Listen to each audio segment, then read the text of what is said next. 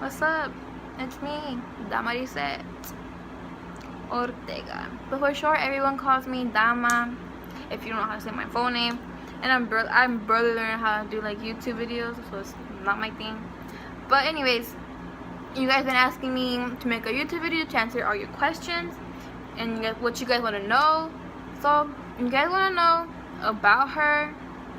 You guys wanted to know how we became friends and how I lost her. So let's get at it, right?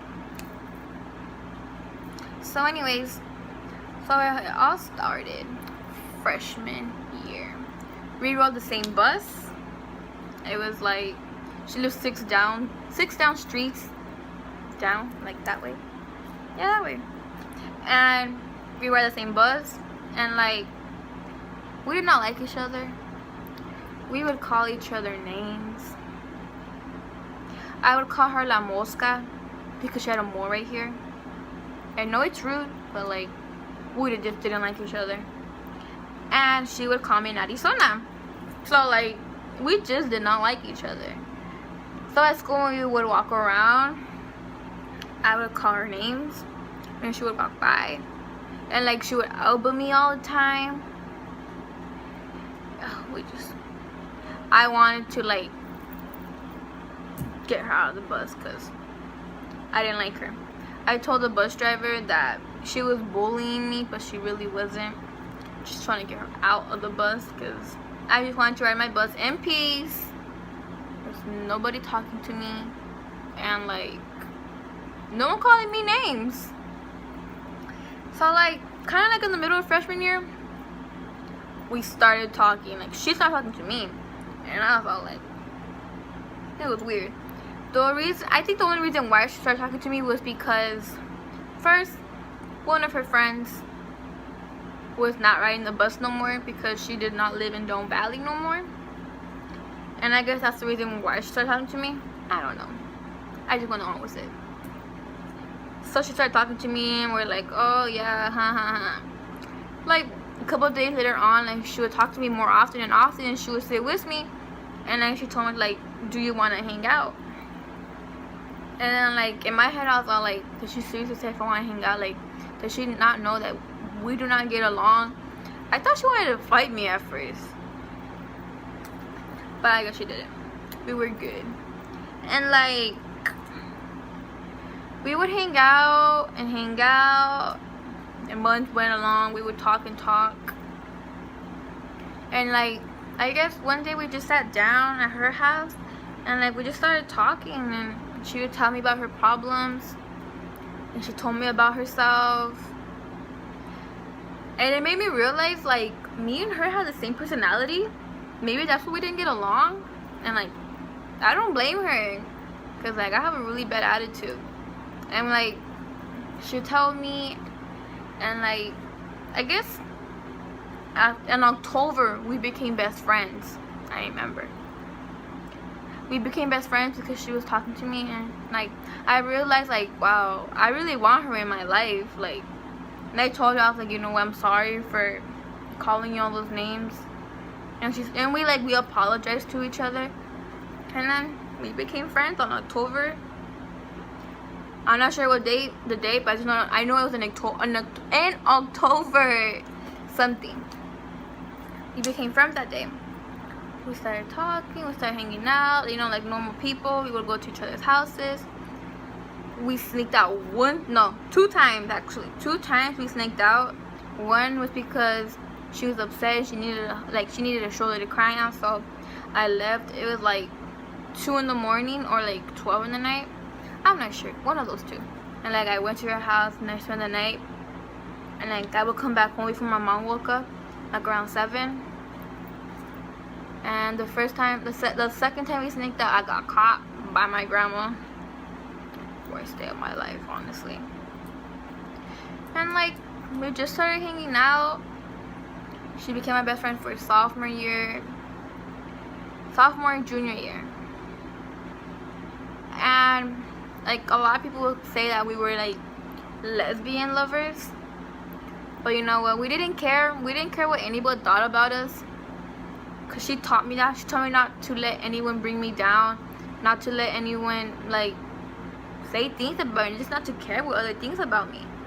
So we didn't care. Like, we would just hold hands because she was my best friend, and I was all like, no one can be her best friend, because like we were both jealous. Like, when I had a boyfriend, I know she was jealous because she told me, and when she had a boyfriend, I was jealous.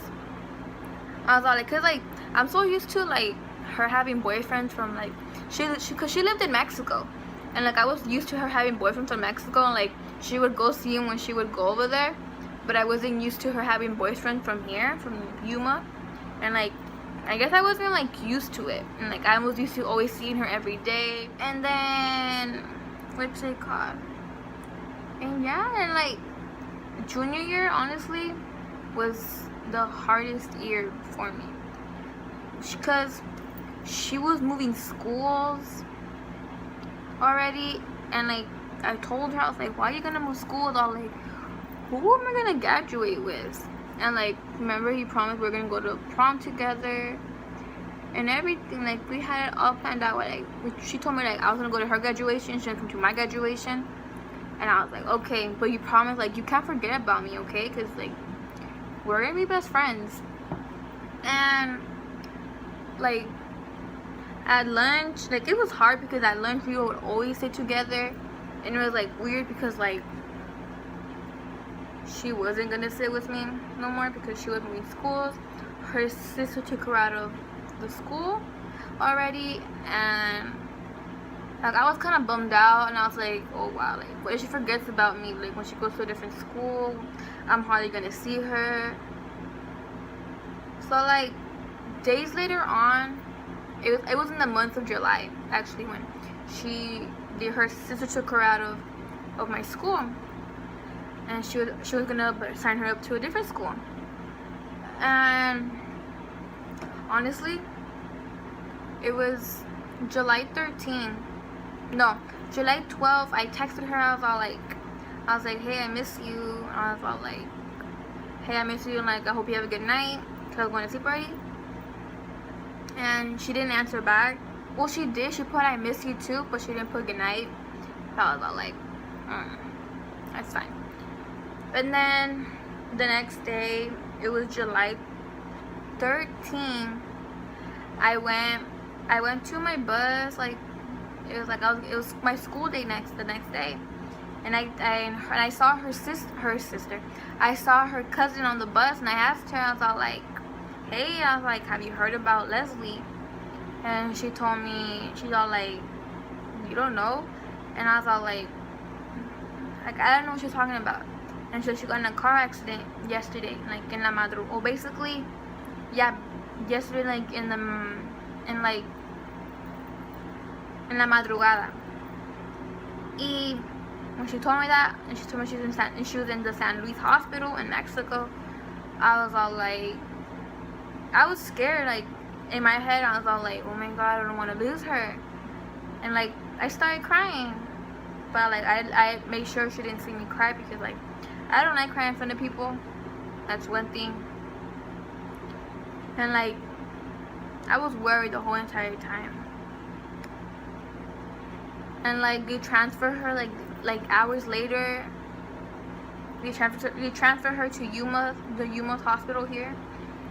And what's it called? Her sister texted me. It was like 6th period in class. She texted me saying Leslie may not make it. Honestly, my heart, like, I want to get on the bus, go home, because like I was crying. I was all like, I don't want to lose her. I don't want to lose her. Like, why? I was like, why is one of the most important person that changed my life gonna leave? So my mom was there, and I told her to take me to the Human's hospital. She took me, and my mom left me there because she had to work. And like I saw her in that hospital bed, and then I just started crying because like I couldn't. I was all like, why? I never thought I would see my best friend in a hospital bed, not for a car accident. And like it made me feel bad. Like I don't know what to do. Like, I wish I could have done something so that she didn't have to be in that situation. And they transferred her. They said that she was strong and she was doing it. Estaba luchando. And so they transferred her to the Phoenix Hospital. San Judas Children's Hospital, I think it was called. They transferred her over there. We were over there. It was 1 or 12 in the night. We were over there. They put us in this waiting room because they told us to wait in there. So we were just waiting. So the doctor came back in to check on us, and they told us that 2 people can only go in there. And I was all like, just waiting. And her sister and her mom went in. Like, a couple minutes later, I hear yelling, like crying, like something happened, and it didn't go as it was planned. Like, she was gonna make it. The doctor came in, and she told us, and she said, Leslie has fallecido. The reason why she didn't make it was because her brain cells were like dead already, and the machine was only keeping her alive. The doctor sat next to me, and she was telling me, and like, I didn't want the doctor to touch me, because I was like, don't hug me. Like, I just want to be alone. And she was telling me, you're a good friend, and she knows that. But like, I didn't care. Like, I just wanted to see her, and like, she let everyone in. Like, she walked us to where she was at, and we saw her. I didn't like the pain her mom was going through, because I don't think no mom should go through that pain, losing their own child. Like, I know she was hurt. Everyone was hurt, like all her family. And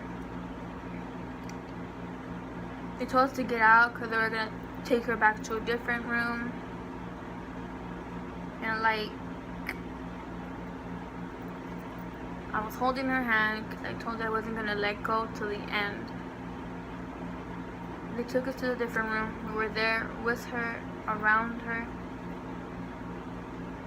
And I was just like, in my head, I was all like, wow, this really did happen, and I really did lose her. She was young. She was 17 years old. And like, in my head, I was all like, wow. We didn't accomplish our goals.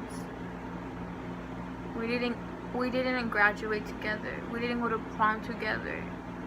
And now we can't be roommates. And like, that's what I've been looking forward to after high school, moving in together.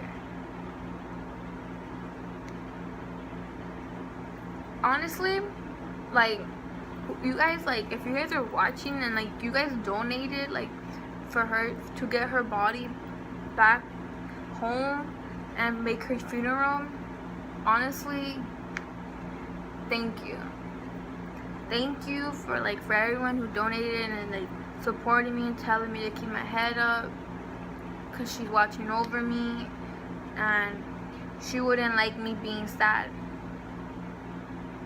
And honestly, like, I don't know, like, I'm thankful for you guys for like who helped us donate. My good friend Fernanda, who made the apples for us, we started selling. I'm glad you guys what you guys did and helped. I can't say that ya superé el dolor. I haven't. I carry this pain I have inside, because like, I still think sometimes she's still here. I think she's with her mom in Mexico and she still hasn't came back. like, my head plays games.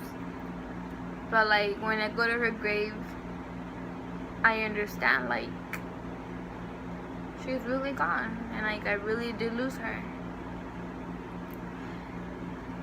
And it hurts. But I just gotta be strong, right? But, yeah. Just want to say thank you for watching. And thank you for helping and supporting. Because, like, I appreciate it. Like, you guys are so nice. But I just gotta move on with life, and I promise that I'm gonna accomplish our goals. We're gonna graduate together. That's a for sure thing. And she's always gonna be here with me, and I know she is.